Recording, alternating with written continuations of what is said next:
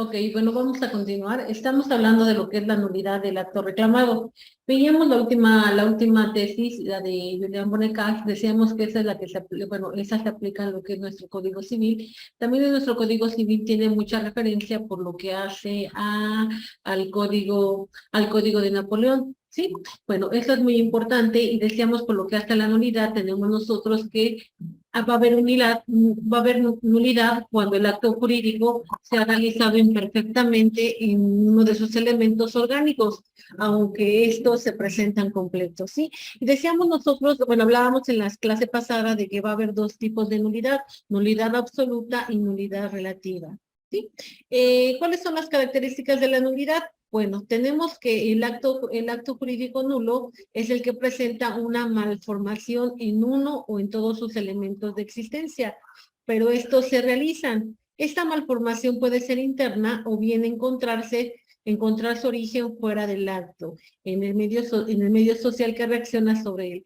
Si el acto nulo es una realidad y lo es desde el momento en que ha nacido a la vida jurídica, por imperfecto que sea, efectúa en tanto que no es destruido la función de un acto regular, decíamos nosotros, ¿no? Cuando hablamos de esta nulidad relativa, ¿no? Cuando un acto jurídico, le falta algún elemento, vamos a tener nosotros que va a surtir sus efectos legales para que este acto se pueda desaparecer, pueda regresarse, podamos echarnos para atrás, se necesita que lo solicite una de las partes ante la autoridad correspondiente. ¿Sí? Por eso nos dice, eh, por imperfecto que sea, eh, efectúa en tanto no es destruido, ¿no? ¿Cuándo va a ser destruido? Cuando la autoridad declare que ese acto jurídico es nulo, ¿sí?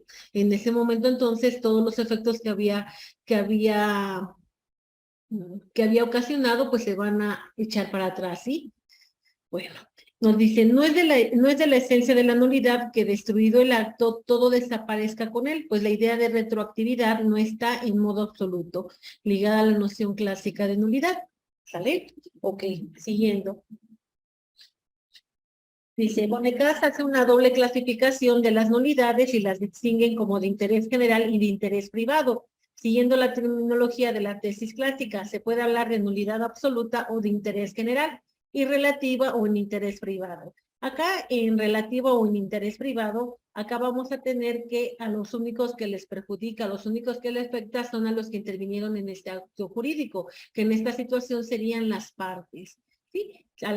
Por eso es que la nulidad relativa la tienen que solicitar alguna de las partes, ¿sí? Y nos dice la nulidad absoluta o de interés general, acá se va a llevar a cabo cuando a lo mejor acá el objeto del acto jurídico es un acto ilícito, ¿no? Ahí entonces va a ser nulo, aunque existe este contrato, no va a surgir sus efectos legales. Un ejemplo podríamos decir, ¿sabes qué? Celebramos un contrato de compraventa, lo celebramos con una persona bueno, con otra persona, ¿verdad? El objeto de este contrato va a ser que nos venda marihuana. Bueno, eso es un acto ilícito, ¿no? Al ser un acto ilícito, este acto jurídico, pues es nulo de pleno derecho porque va en contra de lo que nos marca la ley. ¿Sí me explicó? Entonces, ahí estaríamos hablando de una unidad absoluta y acá hay un interés general, ¿no? Porque, bueno, acá tenemos que en esta unidad absoluta se va a dar cuando no reúne los objetos, no reúne lo que está señalado en la ley, ¿no? ¿Sí? Acá, por ejemplo, decíamos, este objeto es un objeto ilícito, no va conforme a derecho, conforme a la norma, ¿no? A lo mejor acá podríamos poner también, vamos a celebrar un contrato de compraventa y vamos a comprar a una persona.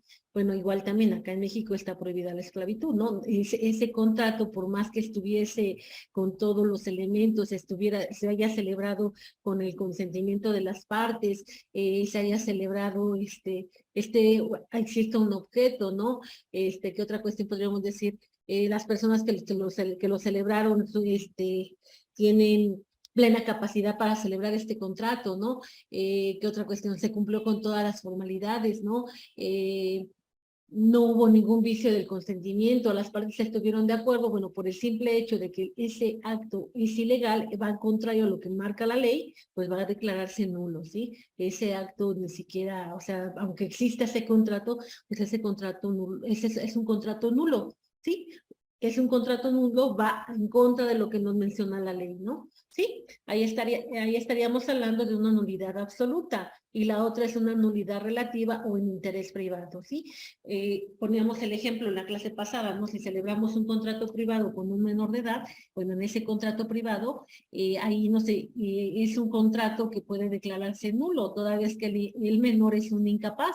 Al ser un incapaz, él no puede celebrar actos jurídicos. Los actos jurídicos que pudiese celebrar o que quisiera celebrar el menor tendría que ser a través de sus representantes legales, ¿no? Que podrían ser sus padres. Acá, en esta nulidad relativa, ¿por qué? Porque sería nulidad relativa, ¿por qué? Porque aquí tenemos que no se están cumpliendo con los elementos de validez del contrato, ¿sí se acuerdan? Esos elementos de validez que nos habla de la capacidad, de la ausencia de vicios, de que sea un objeto lícito, ¿no? Y que un objeto lícito y que se cumpla con las formalidades, bueno, acá tenemos que el acto jurídico se celebró con una persona incapaz. ¿Sí? Con esta persona no se podría llevar este contrato, ¿no? Pero estamos hablando de una nulidad relativa. Acá, en estas nulidades relativas se pueden convalidar. Se pueden convalidar, ya sea, decíamos, acá si llegan los papás y ellos dicen, sí, estoy de acuerdo, si ya lo vendió mi hijo, respeto la voluntad de mi hijo y sí, pues al final era de él. Sí, sí, yo doy la autorización. Ah, bueno, ya se convalidó este acto jurídico y entonces ya va a surtir sus efectos legales. ¿Sí me explicó?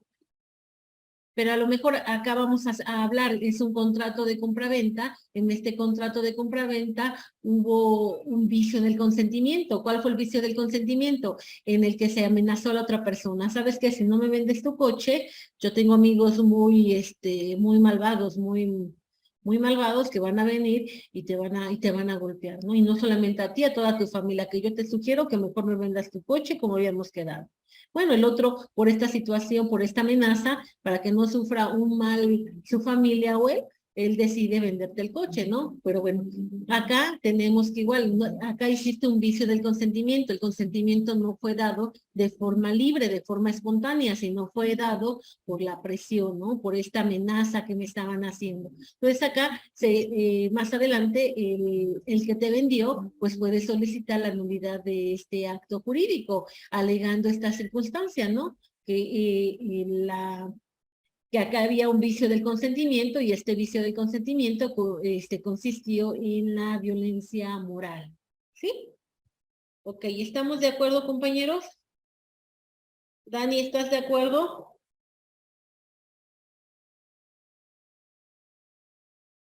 Sí, maestra.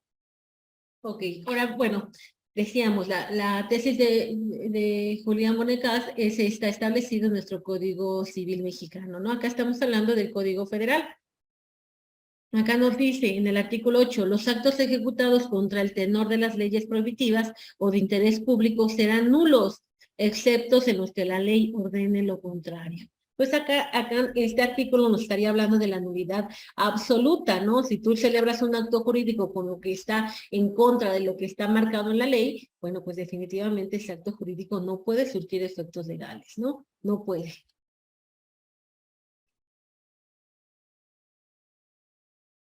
Artículo 2226. La nulidad absoluta, por regla general, no impide que el acto produzca provisionalmente sus efectos, los cuales serán destruidos retroactivamente cuando se pronuncie por el juez la nulidad. De ella puede prevalerse todo interesado y no desaparece por la confirmación o la prescripción.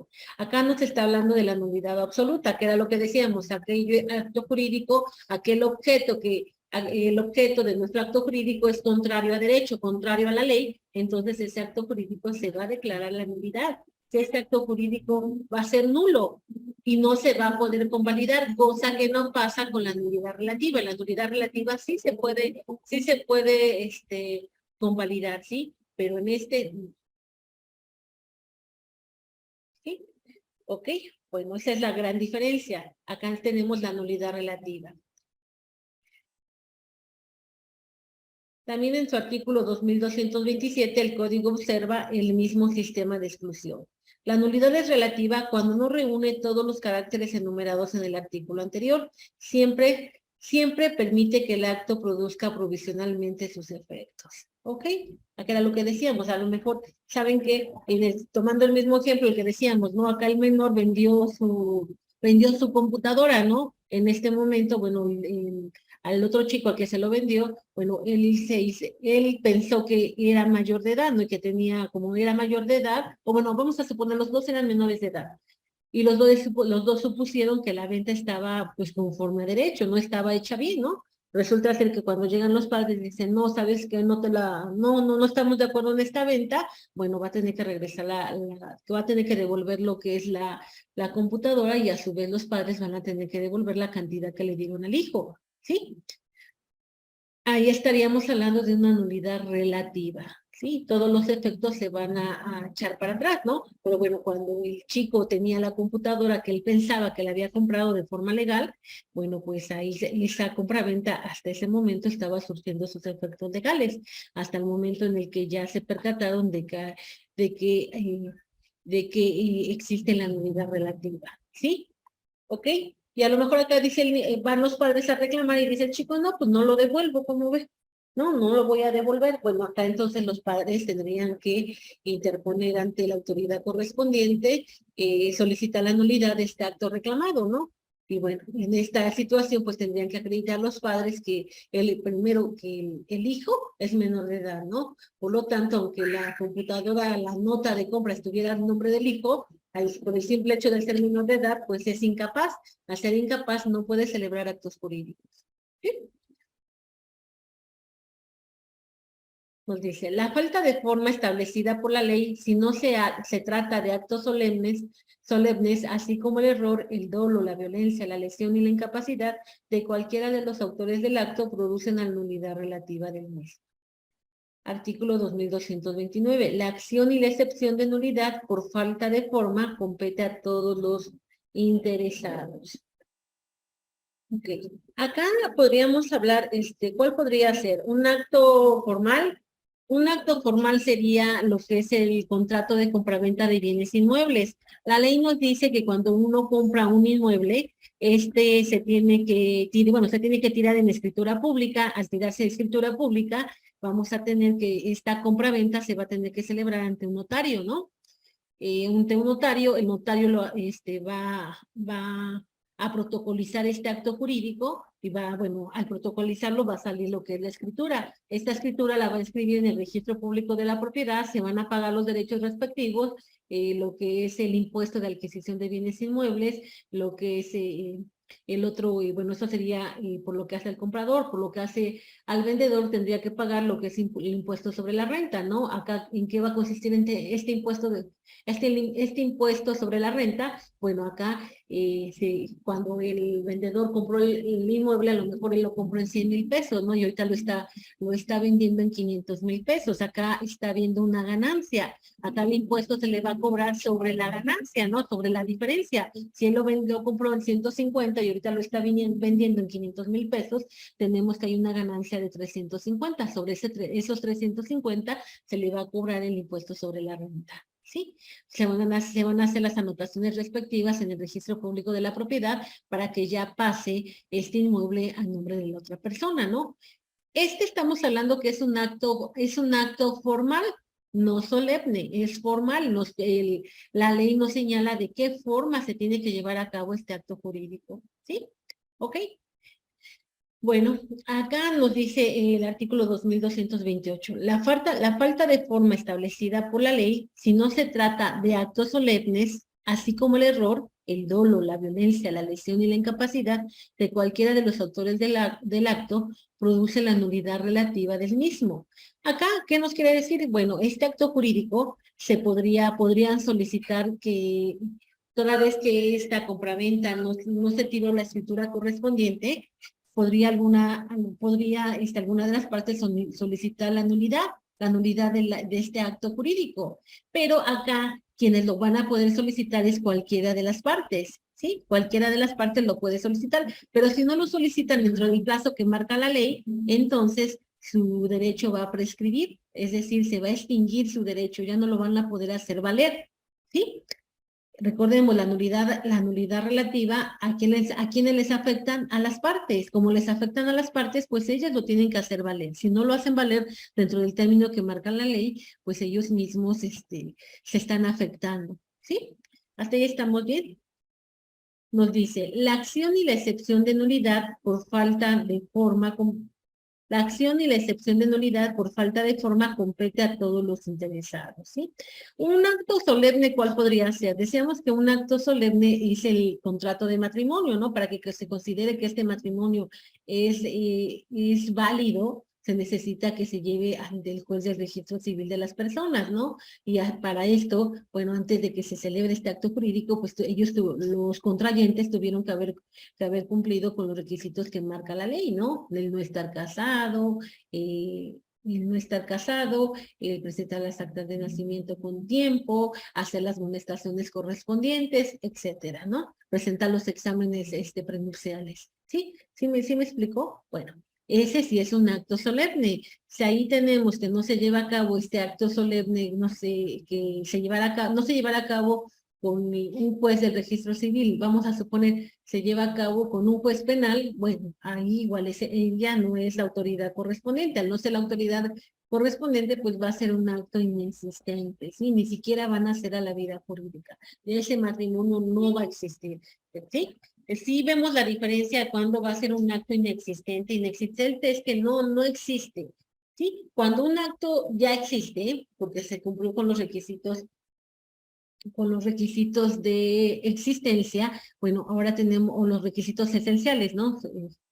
Bueno, pueden tener cualquiera de estos dos nombres. Ahora tenemos que analizar los requisitos de validez, para que entonces ahí pues podamos ver si se puede determinar la nulidad del acto jurídico. Y este tipo de nulidad puede ser absoluta o puede ser relativa, ¿sí? Cuando es relativa, recordemos, pues, se puede convalidar este acto jurídico, se convalida y pues, entonces sigue surgiendo sus efectos legales, ¿no? Pero cuando hablamos de una nulidad absoluta, no se va a poder convalidar, se va a declarar nulo el acto jurídico y los efectos que haya tenido, bueno, se van a echar para atrás, ¿sí? Se van a echar para atrás por lo que hace la nulidad absoluta. ¿Cuándo se presenta la nulidad absoluta? Bueno, cuando el acto jurídico va en contra de lo que marca la ley. La nulidad relativa, cuando le compete alguna malformación en este acto jurídico de las partes, ¿sí? Decíamos acá, podría ser lo que es el consentimiento, algún vicio del consentimiento, podría ser acá, por ejemplo, lo que es la capacidad de las partes, ¿no? Y cuando hablamos de la nulidad absoluta, acá estamos diciendo que tiene referencia a lo que es el objeto del contrato, ¿no? Para que un contrato pueda ser válido, se necesita que el objeto sea lícito, ¿sí? ¿Ok? Bueno, con esto acabaríamos lo que es el acto jurídico. Con lo que es el acto jurídico, ya vimos todos los aspectos generales y ahora vamos a empezar a hablar ya de lo que son las personas. Denme un minuto para poder compartir mi pantalla. Ok. Nosotros vamos a hablar.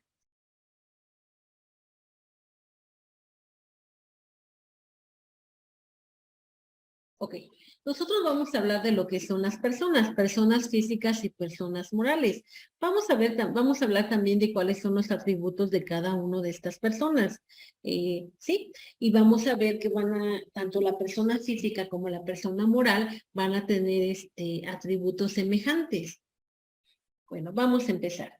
¿Quién es, quién es una persona física, compañeras? ¿Ustedes qué opinan?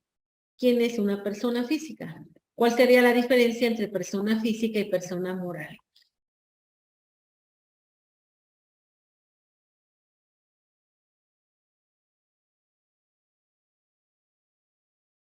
¿No?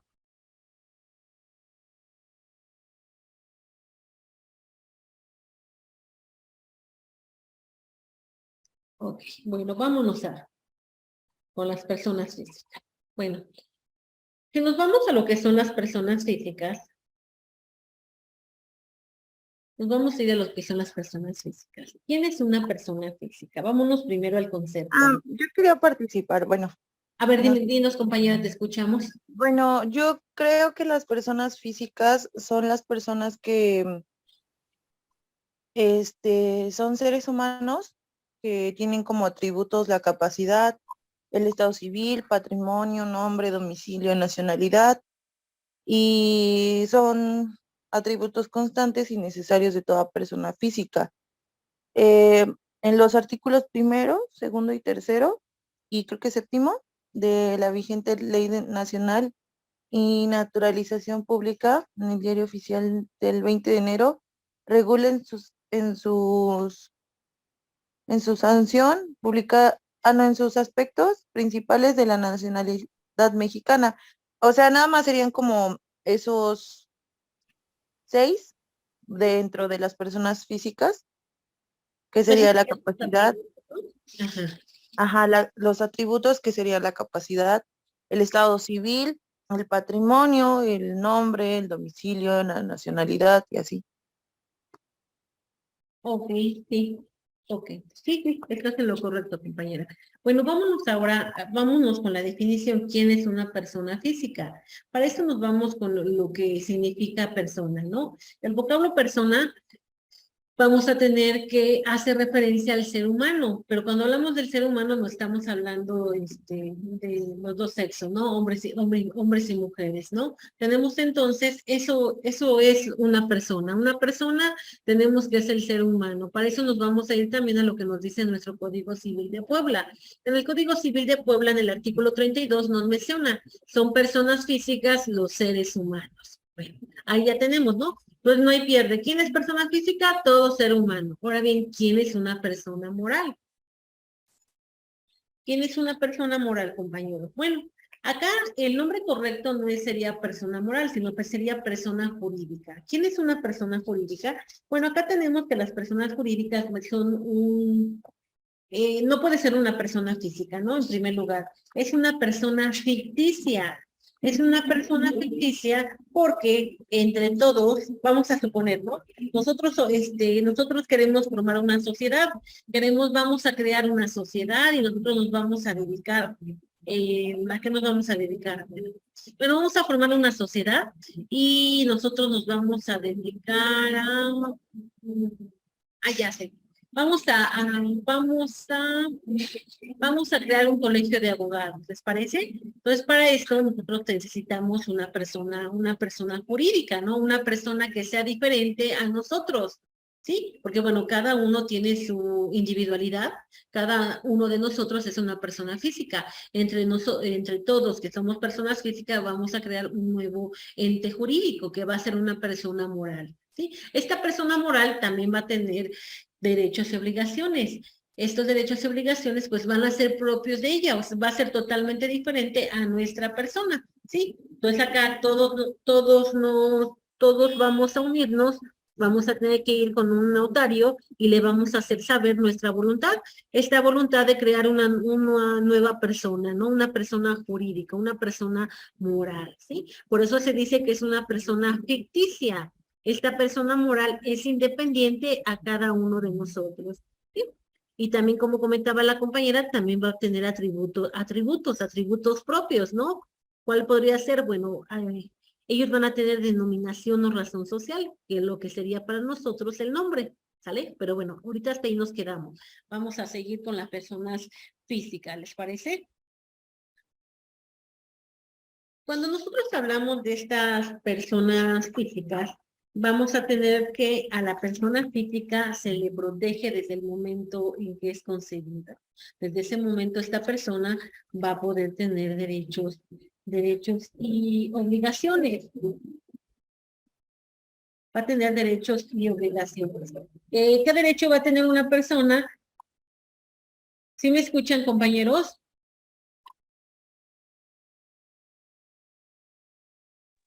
Sí, maestra.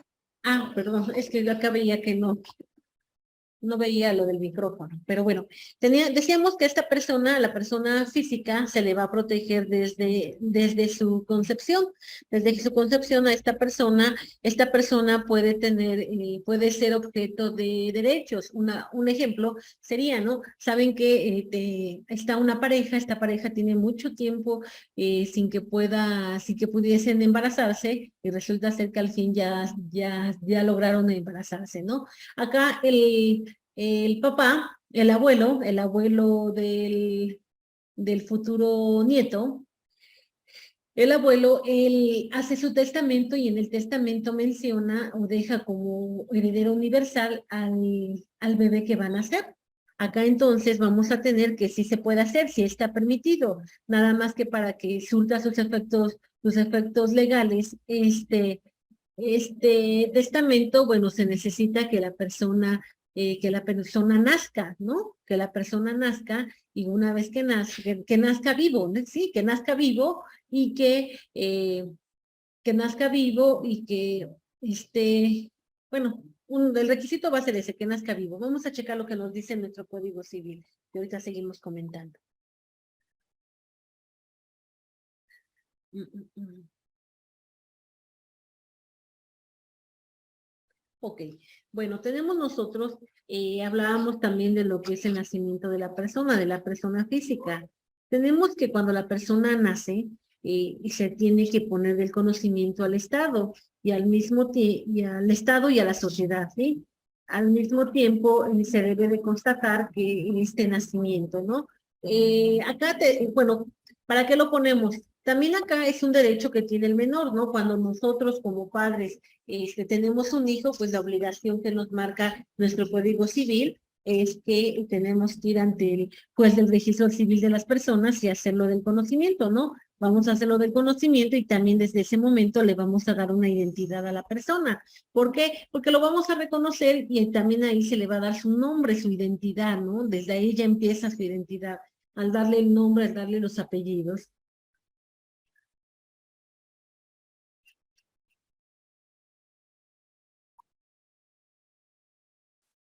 Fundamento lo encontramos en el artículo 54. Las declaraciones de nacimiento se harán presentando al niño ante el juez del registro civil, en su oficina o en el lugar donde aquel hubiere nacido.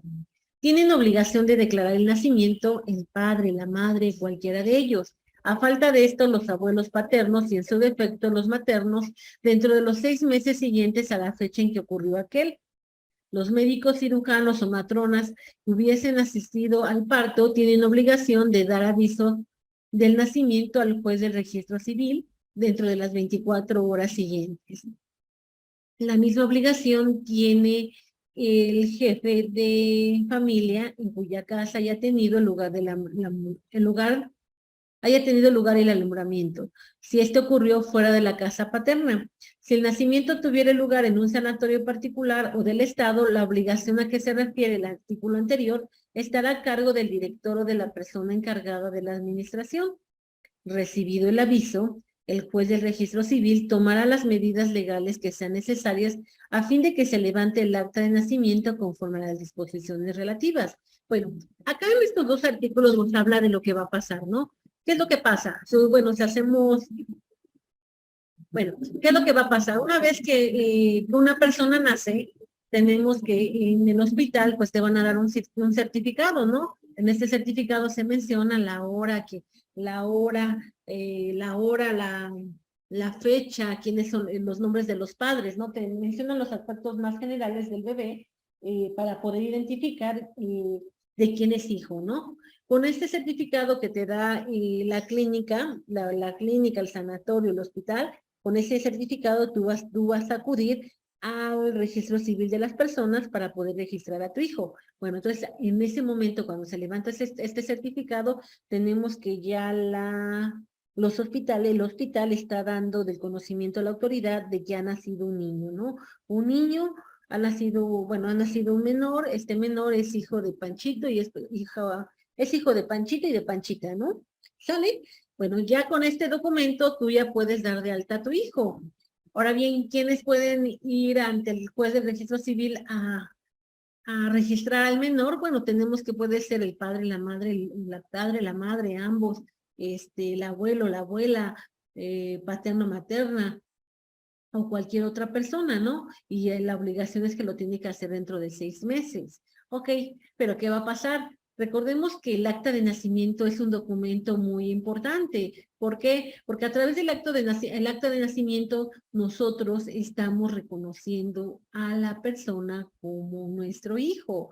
¿Para qué nos sirve este reconocimiento? Bueno, este reconocimiento nos puede servir más adelante para que nosotros como hijos, en su momento, cuando haya fallecido los padres, podamos reclamar los bienes de los padres, ¿no? Bueno, siempre y cuando no haya dejado testamento. ¿Sí me explico, compañeros? Por eso es muy importante el acta de nacimiento.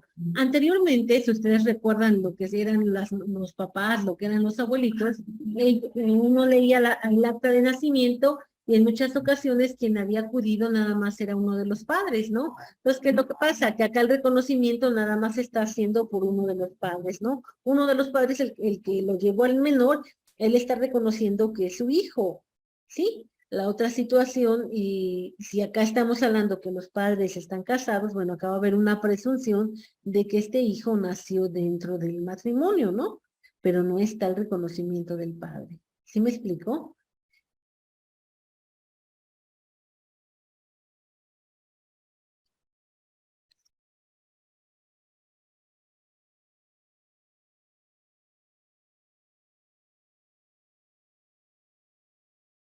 Ok, ¿quién nos ayuda a leer el artículo que está en la pantalla, compañeros?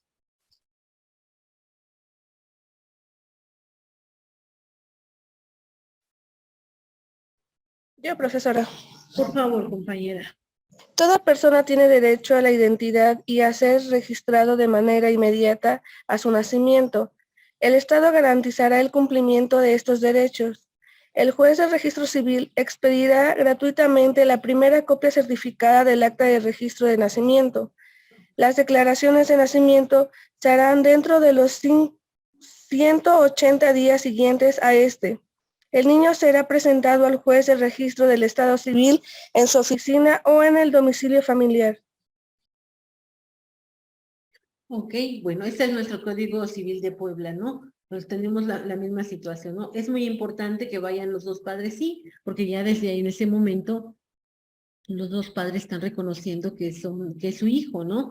Están reconociendo que es su hijo y en cualquier momento, vamos a suponer que los padres llegasen a fallecer, el hijo con el acta de nacimiento va a poder vincular este parentesco y va a poder también reclamar lo que es la herencia, ¿no? Sí, va a poder en una asociación intestamentaria, él va a poder comparecer como presunto heredero, ¿no? Y cuál va a ser su prueba para que se cheque que a él realmente le corresponde repartición de los bienes del decuyus, del padre que falleció, pues y su documento fundatorio en ese caso va a ser su acta de nacimiento, en el cual ambos padres están firmando, ¿no? Ambos padres están reconociendo que efectivamente es su hijo. ¿Sí?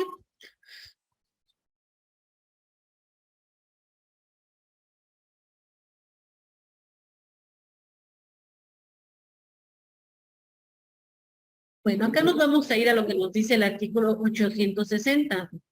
Nos dice, en el acta de nacimiento no se hará ninguna mención que califique la filiación en forma alguna, de las palabras hijo legítimo, hijo natural, hijo de matrimonio, hijo fuera de matrimonio, hijo ilegítimo, hijo de padres. ¿Ok? Bueno, hijo de padres. Ok. Bueno, acá este artículo, el artículo 860 es muy importante, porque anteriormente sí se hacía esta calificación, ¿no? Bueno, pero ya estamos hablando de años muchísimo atrás, ¿no? Recuerden ustedes, ¿no? Que si era, ahí se ponía si era hijo de madre soltera, ¿no? O bien a lo mejor era el hijo del amante, ¿no? Bueno, se le ponía, no, se le ponía o se, ya desde ese momento se estaba poniendo, se estaba estigmatizando a este menor, ¿no? Se estaba discriminando, ¿no? Se le estaba tratando de forma diferente, ¿no? Bueno, y ahora ya con todos los avances que han habido, pues tenemos que no puede haber discriminación, ¿no? Por eso es que ahora, pues ya no se meten en problemas, ¿no? Ya nada más tenemos que en este acta de nacimiento ya no se va a hacer la calificativa del hijo, ¿no? Si es un hijo que nació fuera o dentro del matrimonio, ¿no? Pues cómo nació, y tenemos que todos los hijos van a tener los mismos derechos y obligaciones. También esa es una ventaja, ¿no? Porque decían, antes, si tú eras un hijo nacido dentro del matrimonio, bueno, tus derechos y obligaciones iban a ser totalmente diferentes, ¿no? Y ahora no, ahora todos los hijos gozan de los mismos derechos y obligaciones, ¿sale?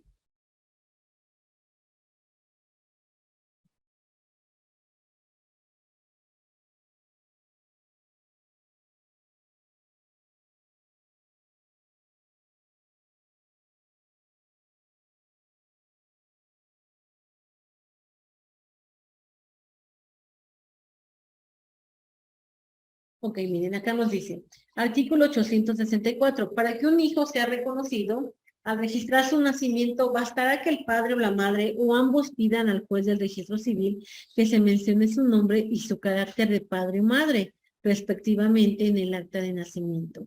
Y así se sentará en esta, la cual surtirá tanto los efectos del acta de nacimiento como acta de reconocimiento.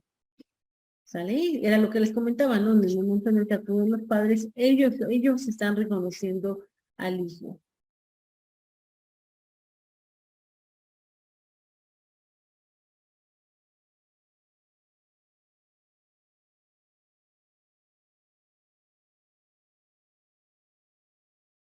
Ok. Otra circunstancia muy importante por lo que hace a la persona física, vamos a tener la muerte.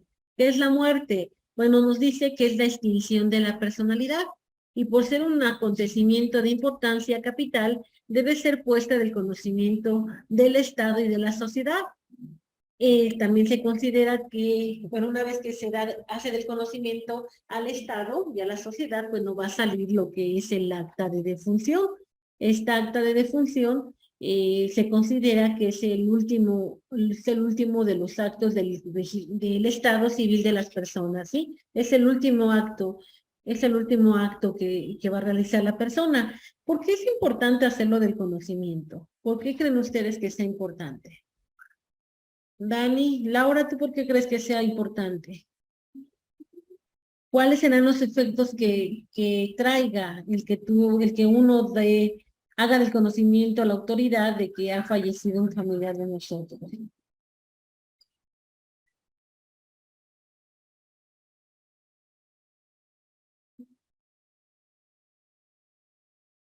Bueno, vamos a tener nosotros que es importante, bueno, porque también decimos que igual también acá vamos a tener, una vez que la persona fallece, bueno, ella durante el trayecto de su vida, pues celebró varios actos jurídicos, ¿no? Entonces, estos actos jurídicos, cuando la persona fallece, bueno, hasta ahí van a surtir sus efectos legales, ¿no? Un ejemplo, ¿no? Porque tenemos lo que es el matrimonio. Una vez que la persona fallece, pues el matrimonio se va a dar por concluido, ¿no? Ahí el esposo, el que era el viudo, ¿no? El viudo, él entonces ahí, por lo que hace a su estado civil, pues va a cambiar. Él va a regresar a ser soltero, ¿no? Porque bueno, ya falleció su pareja, ya falleció su esposo, ¿no? Ok, también tenemos que, por lo que hace al acta de defunción, vamos a tener que una vez que la persona fallece, se hace el conocimiento a la autoridad, bueno, primero se va a levantar el certificado de defunción. ¿Qué es el certificado de defunción? Pues va a ser el documento que nos va a firmar el hospital o el médico tratante, en el cual no se establece o no señala cuáles fueron las causas por las que la persona falleció, ¿no? Y ya con este certificado de defunción, bueno, ya se puede sacar lo que es el acta de defunción. ¿Sí? Acá tenemos que con este certificado de defunción, bueno, es muy importante, ¿no? Se tiene que levantar, sí, también cuando se hace el levantamiento, cuando viene el médico cuando llega el médico a una casa donde haya fallecido alguno de los familiares, lo que va a hacer el médico es cerciorarse de cómo se llevó a cabo esta muerte. Si fue una muerte natural o estamos ante la presencia de una muerte violenta. Si estamos ante la presencia de una muerte violenta, entonces, bueno, acá estaríamos ante la presencia de un homicidio, ¿sí? Que son cuestiones totalmente diferentes. El médico que va a levantar el certificado de defunción, él tiene que dar el aviso correspondiente y la autoridad tiene que contestarlo, ¿sí?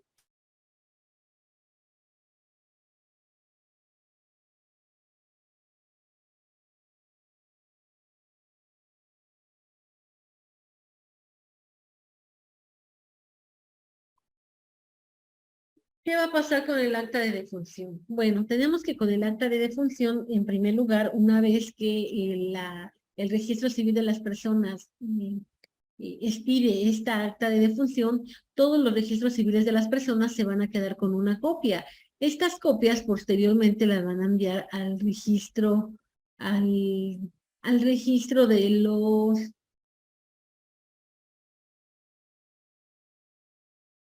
No, perdón, lo va a mandar al archivo del registro civil de las personas, ¿sí? Y ya, bueno, y uno ahí y también va a mandar otra copia a lo que es el INE. ¿Para qué lo va a mandar al INE? Bueno, para que el INE a su vez baje a estas personas del padrón electoral, ¿sí? Del padrón electoral y bueno, y ya no aparezca en la siguiente votación, pues ya no aparezca en el listado nominal, ¿sí? ¿Sí, sí me explico, compañeros?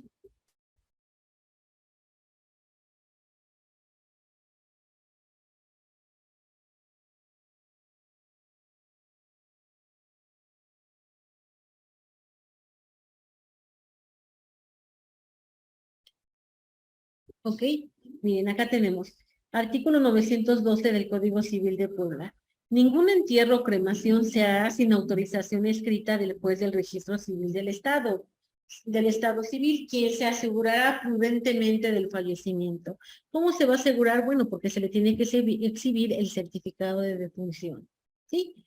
No se procederá al entierro o cremación hasta que pasen 24 horas de la muerte, salvo que se ordene por autoridad competente. Bueno, acá un ejemplo de esta situación, pues fue cuando estábamos con la pandemia, que era el inicio, ¿no? Que mucha gente estaba falleciendo, ¿no? Ahí, bueno, de acuerdo al contagio de esta enfermedad, pues no se podía permitir, no se podía dar el lujo, no se podía permitir a la ciudadanía de que si moría algún familiar nuestro, pues se nos respetara el término, ¿no? Bueno, pero pues, ¿se acuerdan ustedes que ahí se decía, ¿no? Cuando estas personas fallecían, pues en automático las tenían que cremar, ¿no?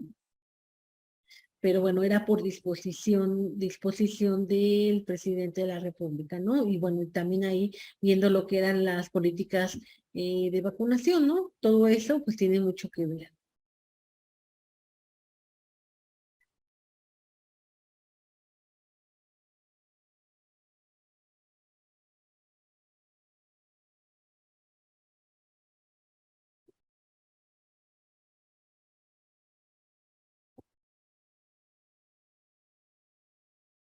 ¿Qué es lo que tiene que llevar el acta de defunción? ¿Han visto ustedes un acta de defunción, compañeros? Bueno, nos dice, el acta de defunción contendrá el nombre, apellido, edad, nacionalidad, sexo, estado civil, ocupación y domicilio que tuvo el difunto. 2, si este era casado o viudo, el nombre, apellido y nacionalidad de su cónyuge o de su excónyuge. 3, los nombres, apellidos, edad, nacionalidad y domicilio de dos testigos, y si fueran parientes, el grado en el que lo sean.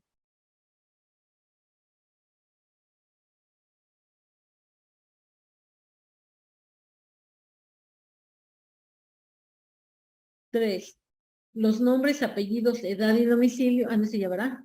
4, los nombres y apellidos de los padres del difunto si se supieren. 5. La causa de la muerte, el destino del cadáver y el nombre y ubicación del panteón o crematorio. La hora, día, mes y año y lugar de la muerte, si se supiere.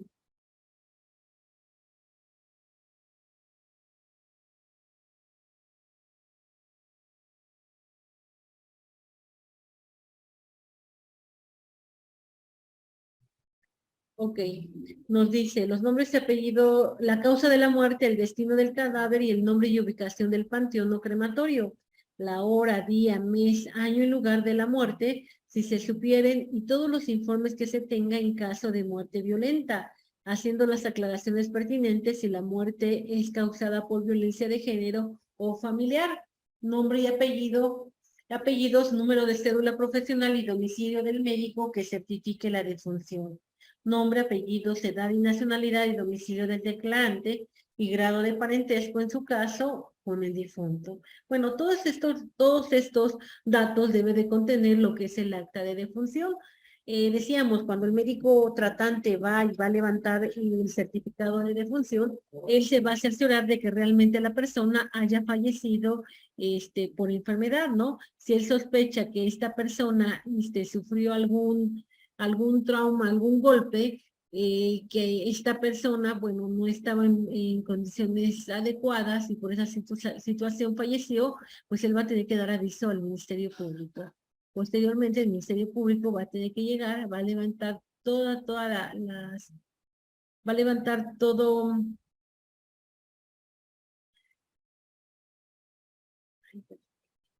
Bueno, decíamos entonces que el médico tratante, él va a ir al lugar donde haya fallecido esta persona y se va a cerciorarse de que realmente esta persona, la muerte haya sido una muerte natural. Si él considera que fue una muerte violenta, entonces tiene que dar aviso al Ministerio Público. El Ministerio Público va a llegar y va a levantar todos los indicios y las evidencias para que con ello pueda determinar si realmente estamos ante la presencia de un hecho delictuoso o a lo mejor fue una mala apreciación.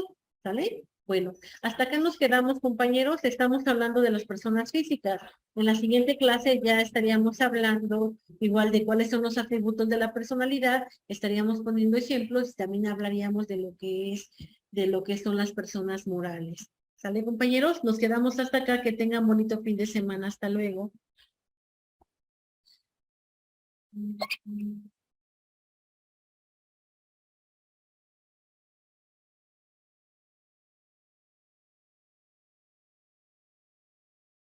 Que estén bien, compañeros. Hasta luego. Hasta luego, profesora, gracias.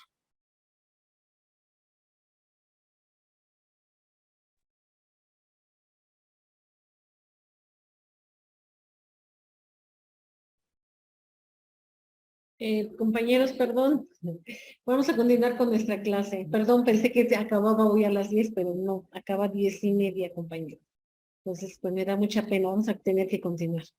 Ok, bueno, hablábamos entonces de lo que era ya estamos hablando de la persona física, ¿no? Hablábamos que son dos aspectos, son muy importantes para lo que es el derecho, lo que es el nacimiento y lo que es la muerte, ¿no? Decíamos, una vez que se levanta el acta de defunción, vamos a tener que esta acta de defunción, bueno, una copia también la van a tener que mandar a lo que es el INE, ¿no? ¿Para qué la mandan al INE? Bueno, para que aquellas personas físicas que hayan fallecido, bueno, el INE las baje de su padrón electoral, ¿no? Al bajarlas del padrón electoral en la siguiente votación, bueno, ya no van a aparecer en las listas nominales, ¿no? Con eso, bueno, se evitaría toda esta situación de que ellos pudiese existir la posibilidad de que otras personas votaran por su nombre. Aunque, bueno, hablando del derecho electoral, tenemos que realmente es muy difícil, ¿no? Es muy difícil que otra persona pueda votar por otra, ¿no? Porque, bueno, hay mucha seguridad. Dentro de esta seguridad, pues tienen que mostrar lo que es la credencial de elector, ¿no? Esta credencial de elector, pues tiene que coincidir la foto con la persona que va a emitir el voto. Entonces, realmente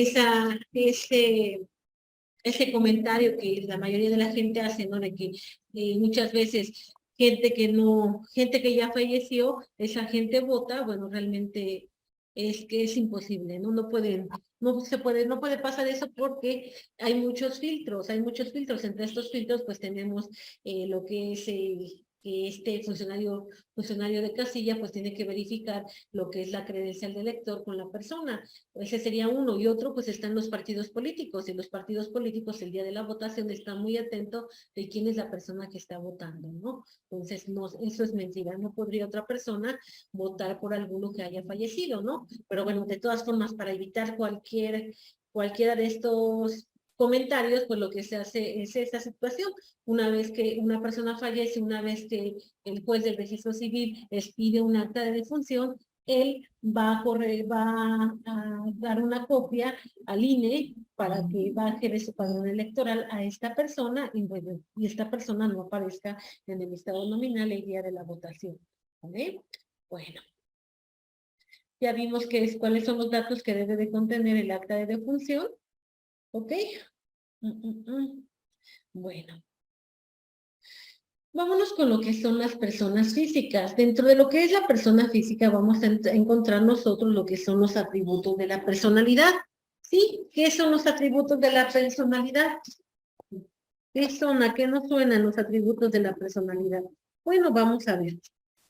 Un atributo, bueno, vamos a ver si no lo tendríamos acá anotado. Si no, ahorita nos regresamos.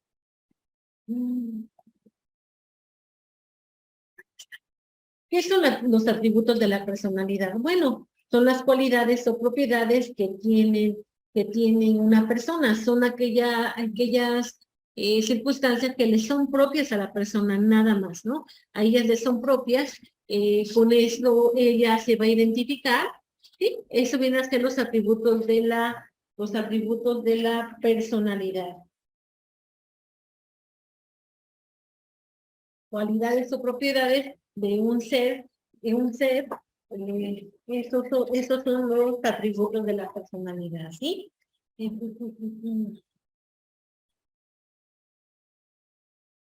¿Sí? Es una cualidad o una propiedad. ¿Ok? Dentro de estos atributos de la personalidad vamos a encontrar lo siguiente, lo que es la capacidad, lo que es el nombre, lo que es el domicilio, lo que es el estado civil, lo que es la nacionalidad y lo que es el patrimonio. Esos serían los atributos de las personas físicas o individuales. Vamos a tener que las personas morales también tienen atributos, ¿sí? Bueno, vámonos a lo que es la capacidad. ¿Qué es la capacidad? Tenemos acá nos da acá tenemos una definición pequeñita, ¿no? Es fundamental para actuar en el derecho. Ok, la capacidad es muy importante. A través de esta capacidad nosotros podemos actuar. Tenemos nosotros que esta capacidad vamos a tener que se divide en dos, capacidad de goce y capacidad de ejercicio. ¿Qué es la capacidad? Bueno, si nos vamos a lo que nos dice la enciclopedia jurídica, tenemos que es la actitud general para intervenir en las relaciones jurídicas como titular, tanto en el ejercicio de derechos como en el cumplimiento de las obligaciones. ¿Ok? Acá, bueno, acá en diapositivas anteriores también teníamos el que consistía la capacidad. Acá. Artículo 33, la capacidad jurídica es uno de los atributos de la persona. Esta se adquiere con el nacimiento y se pierde por la muerte. ¿Ok? Esta capacidad jurídica es igual para el hombre y para la mujer. Bueno, acá nos vamos por lo que hace a la igualdad, ¿no? Y esta capacidad jurídica, decíamos, se va a dividir en dos, capacidad de goce y capacidad de ejercicio. ¿Sí? ¿Ok? Bueno, entonces, ¿qué es la capacidad? La capacidad es un atributo de la persona, es un atributo de la personalidad, se adquiere con el nacimiento y se pierde con la muerte. Vamos a tener nosotros dos tipos de capacidad jurídica, que es la capacidad de goce y la capacidad de ejercicio. ¿Qué es la capacidad de goce? Pongamos mucha atención. Es la aptitud para adquirir derechos y contraer obligaciones. Es la aptitud para adquirir derechos y contraer obligaciones. Esa es la capacidad de goce. También, ¿cuándo la vamos a tener? La vamos a adquirir cuando nacemos y la vamos a perder cuando fallezcamos, ¿no? En ese momento. Un ejemplo de una capacidad de goce, un ejemplo serían los niños, ¿no? Cuando nacen, bueno, el ser humano cuando nace, ¿no? Cuando nace, por el simple hecho de nacer, él ya tiene derechos. ¿Cuáles serían esos derechos? Bueno, pues el más importante, ¿no? El de los alimentos. ¿Quién tiene la obligación de proporcionarle los alimentos al menor? Bueno, pues son los padres, ¿no? A falta de padres, pues van a ser los abuelos, a falta de abuelos van a ser los tíos, a falta de tíos, pues van a ser los hermanos y así sucesivamente, ¿no? ¿Ok? Bueno, acá tenemos entonces, estaríamos hablando de la capacidad de goce y es la aptitud para adquirir derechos y contraer obligaciones. ¿Un menor puede contraer obligaciones? Sí, claro que sí. Vamos a poner un ejemplo. Nosotros vamos a poner un negocio, nosotros somos los padres y vamos a poner un negocio, pero se lo vamos a poner a nombre del niño, porque nosotros queremos que más adelante este negocio sea de nuestro hijo, ¿no? Le estamos ya preparando lo que es su futuro, ¿no? Bueno, podríamos decir eso, ¿no? Ok, entonces vamos a tener que, bueno, el negocio va a estar a nombre de él, pero no porque el negocio esté en nombre de un menor, el menor no va a tener la obligación de pagar impuestos, ¿verdad? Claro que sí, sí va a pagar impuestos. A lo mejor va a pagar impuestos una cantidad menor, pero de que va a pagar impuestos, va a pagar impuestos. Entonces acá tenemos que este menor tiene derechos y tiene obligaciones, ¿sí? Ya va a tener obligaciones porque hay un negocio que está a su nombre, ¿sí? ¿Las obligaciones van a ser menores? Claro que sí, porque estamos hablando que es un menor de edad. ¿Quién va a dar cumplimiento a estas obligaciones? Bueno, el menor no lo puede, ¿verdad? No puede porque él es una persona incapaz. Él no puede por la edad, es una persona incapaz, todavía no tiene ni la madurez mental, ni la madurez psicológica. Entonces, él no puede ejercer estos derechos. ¿Quién los va a ejercer a nombre de él? Pues su representante, que en este caso, ¿quiénes van a ser? Pues los padres. ¿Sí? Ahora bien, ¿qué es la capacidad de ejercicio? Nos dice. La capacidad de ejercicio es la aptitud para ejercitar derecho y cumplir obligaciones. Ok, tenemos a este menor de edad, pues va a ir nuestro hijo, que era un menor de edad, va a ir creciendo y va a adquirir la mayoría de edad. El negocio sigue estando a su nombre. ¿Qué va a pasar ahí? Bueno, pues ya cuando él es mayor de edad, ya nosotros ya no vamos a estar al pendiente del pago de los impuestos, ¿verdad? Ya que le corresponde al hijo, a nuestro hijo, que ya es mayor de edad, ya a él le corresponde. Entonces acá él ya va a tener la capacidad de ejercicio. ¿Qué es la capacidad de ejercicio? Es la aptitud para poder ejercitar derechos y cumplir sus obligaciones. Él tiene una obligación, la obligación del pago de los impuestos, él ya es menor de edad, pues él lo tiene que hacer ya directamente. Ya no podemos estar nosotros, ya no puede estar mamá y papá. ¿Sí me explicó? Artículo 37. La ley protege al ser humano desde que es concebido y éste puede desde ese momento adquirir derechos y obligaciones, pero si no nace vivo, se extingue retroactivamente los derechos y obligaciones que haya adquirido. Artículo 38. La capacidad de ejercicio se confiere por ley a los mayores de edad en pleno uso de sus facultades mentales y a los menores emancipados en los casos declarados expresamente. ¿Ok? Bueno, entonces acá ya nos queda más claro, ¿no? Era lo que les comentaba, ¿no? El menor de edad o el ser humano desde el momento que es concebido, desde ese momento puede adquirir derechos y obligaciones. Pero si no nace vivo, entonces acá se van a extinguir retroactivamente los derechos y obligaciones. Un ejemplo, el abuelo lo declaró como heredero universal al futuro nieto que iba a tener de su hijo Panchito, ¿no? De su hijo Panchito, ¿sale? Tiene otros hijos, tiene el hijo Juan y el hijo Timoteo, ¿no? ¿Ok? Y tiene otros nietos, pero él ya en su testamento lo dejó así. Ok, resulta ser que la señora estaba embarazada, la esposa de Panchito, Panchita estaba embarazada, la esposa de Panchito, que es Panchita, estaba embarazada, pero durante el embarazo pierde al bebé, ¿sale? Entonces acá, este testamento o estos derechos que ya ha adquirido esta persona concebida, pues vamos a tener que esos derechos van a desaparecer, ¿sí?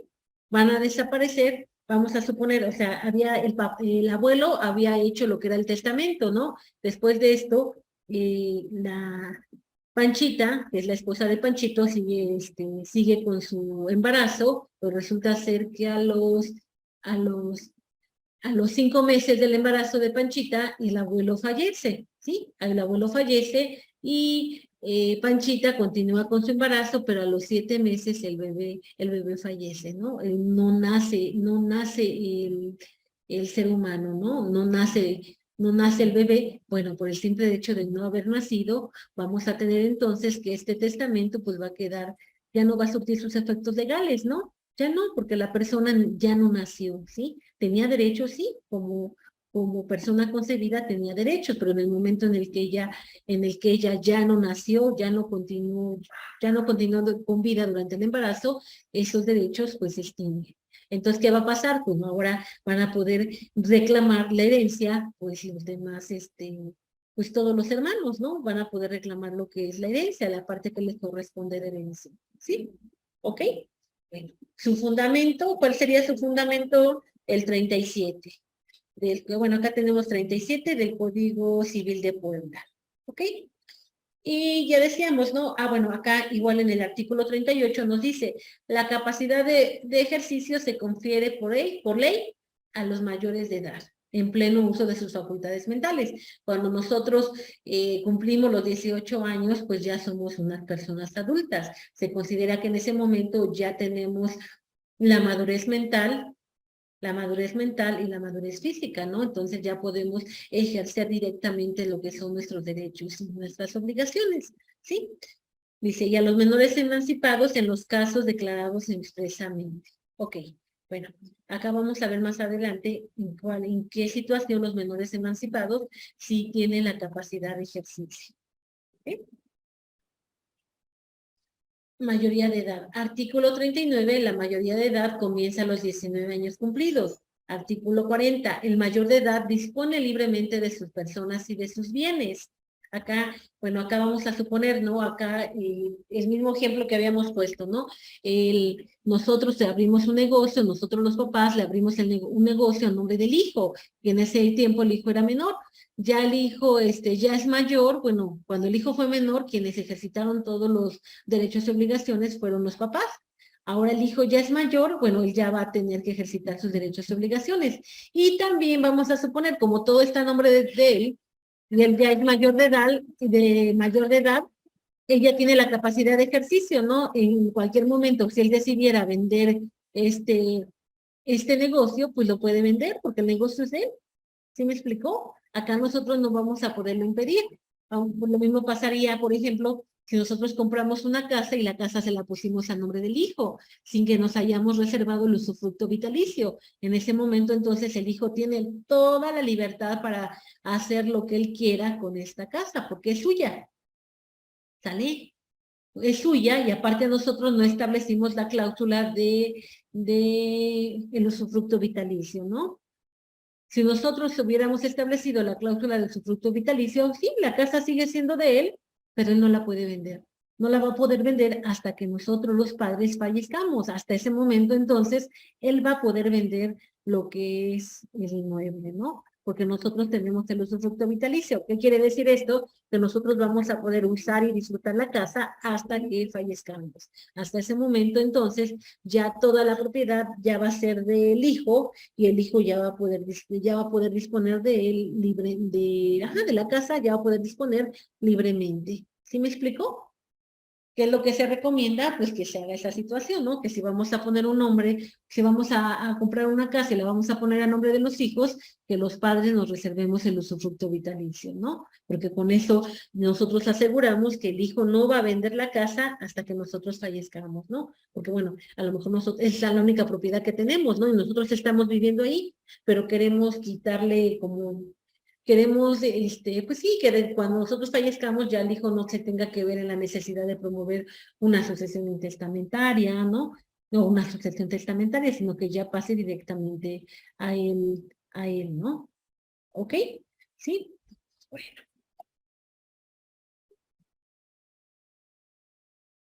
¿Qué es la incapacidad? Acá tenemos el artículo 41 del Código Civil de Puebla. Nos dice, son simples restricciones al ejercicio de los derechos por el titular de estos. Pero el incapaz puede ejercer sus derechos, contraer obligaciones y comparecer en juicio por medio de quien lo representa. Ok, entonces, ¿qué tenemos? ¿Los incapaces pueden ejercitar sus derechos? No, ellos no pueden ejercitar sus derechos. Ellos tienen restricciones. pero ellos directamente no pueden ejercitar sus derechos, ¿no? Esa sería la desventaja, ¿no? Porque, bueno, vamos a hablar, si ya tenemos la mayoría de edad, estamos en pleno uso de nuestras facultades mentales, nosotros sí podemos ejercer directamente nuestros derechos y vamos a ejercer directamente nuestros derechos. Cuando uno es menor de edad o cuando uno es una persona incapaz, no podemos ejercer nuestros derechos ni obligaciones. Nosotros los vamos a seguir ejerciendo a través de un representante, ¿no? Sí, hasta ahí estamos bien. ¿Quiénes son incapaces? El menor de edad, el mayor de edad privado de inteligencia por locura, alcoholismo crónico o cualquier otro trastorno mental, aunque tenga intervalos lúcidos. Ellos son incapaces. El mayor de edad sordomudo que no sepa darse a entender por escrito o por intérprete mediante el lenguaje mímico. El mayor de edad que habitualmente hace uso no terapéutico de enervantes, estupefacientes, psicotrópicos o de cualquier otra sustancia que altere la conducta y produzca farmacodependencia. ¿Ellos qué van a hacer? Pues ellos son incapaces. Al ser incapaces, ellos no pueden ejercer directamente sus derechos, sino que lo tienen que hacer a través de su representante legal. Un ejemplo, decíamos, un menor de edad tiene el derecho de que se le proporcione alimentos, ¿no? Bueno, vamos a suponer, está papá, está mamá, está el matrimonio, está el hijito, y resulta ser que ya los papás se divorcian y el niño, bueno, se queda con la mamá, ¿no? Bueno, vamos a ponerlo al revés. El niño se queda con el papá, porque la mamá, pues, no estaba muy a gusto casada, ¿no? Y siendo ama de casa. Entonces, la mamá se va, deja al papá, deja al niño, la mamá está trabajando, la mamá va a ver al niño cada 15 días, una vez cada 15 días, y el papá, pues es el que se está haciendo cargo del niño, él tiene trabajitos pequeños porque tiene que cuidar al niño, el niño está muy pequeño, tiene 2 años, y tenemos que la mamá, pues tiene un trabajo muy bueno, ¿no? Muy bueno. El papá hace y deshace, pero bueno, ahí va llevando al niño, ¿no?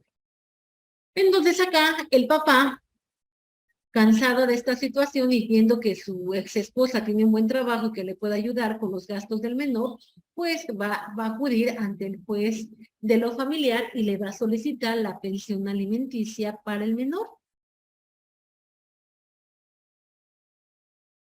Y acá va a solicitar la pensión alimenticia para el menor. ¿Por qué? Porque el menor tiene el derecho de que sus padres lo alimenten, ¿sí? Y acá resulta que la mamá, desde que ya se fue, pues no paga ni ayuda, no paga ningún gasto del niño, ni ayuda con los gastos del niño, ¿no?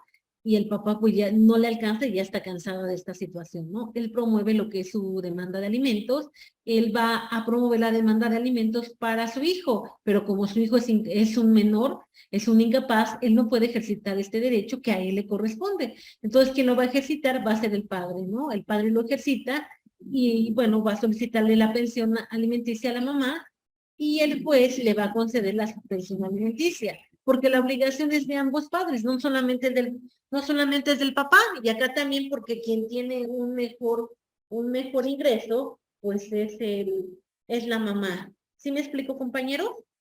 Entonces, en esta situación, tenemos que el menor tiene derechos, sí, pero no los puede ejercer él. Entonces, ¿quién los va a ejercer? Pues los va a ejercer directamente el papá, porque el papá es su representante. Ahora pongamos otro ejemplo. Acá tenemos en nuestro ejemplo que, en otro ejemplo vamos a tener que acá la mamá se va a divorciar, ¿no? Y tenemos igual papá, mamá y 3 hijitos, ¿vale? 3 hijos, tenemos uno de los hijos tiene 19 años, otro tiene 18 y el más pequeño tiene 10 años. Entonces la mamá va a solicitar, la mamá se va a divorciar. Y ella, cuando presenta la demanda de divorcio, ella solicita la pensión alimenticia para sus 3 hijos, ¿vale? Ok. ¿Acá qué va a pasar? Bueno, acá le van a fijar la pensión alimenticia, la pensión alimenticia se la van a fijar en determinado momento nada más para el menor, porque el que va a representar, al que representa al menor, pues es la mamá, porque es menor. Amén. Y los otros 2 hijos que ya son Si no, ya son mayores de edad, uno era de 18, ¿no? Habíamos dicho, y uno de 20 o de 19. Bueno, los otros dos hijos que ya son mayores de edad, ellos tienen que ejercitar directamente su derecho de alimentos, ¿sí? A menos que la misma demanda de alimentos la hayan firmado la mamá junto con los dos hijos mayores, ¿no? Entonces ahí se entiende que los tres están reclamando los alimentos porque va la firma de los tres, ¿no? Y están nombrando como representante común a la mamá, pero como representante común nada más. ¿Sí me explicó? Pero directamente ellos ya están ejerciendo sus derechos. Si la demanda nada más va a nombre de la mamá y la mamá está solicitando los alimentos para los tres, bueno, no le van a conceder los alimentos para los grandes, porque los grandes ya tienen la capacidad de ejercicio. Al ser adultos, ellos lo pueden ejercitar directamente. Ya no necesitan que mamá ya no necesita que mamá esté reclamando los derechos que a ellos les corresponden. ¿Sale? Bueno, que estén muy bien, compañeros. Ahora sí, hasta acá nos quedamos, que estén muy bien, cuídense.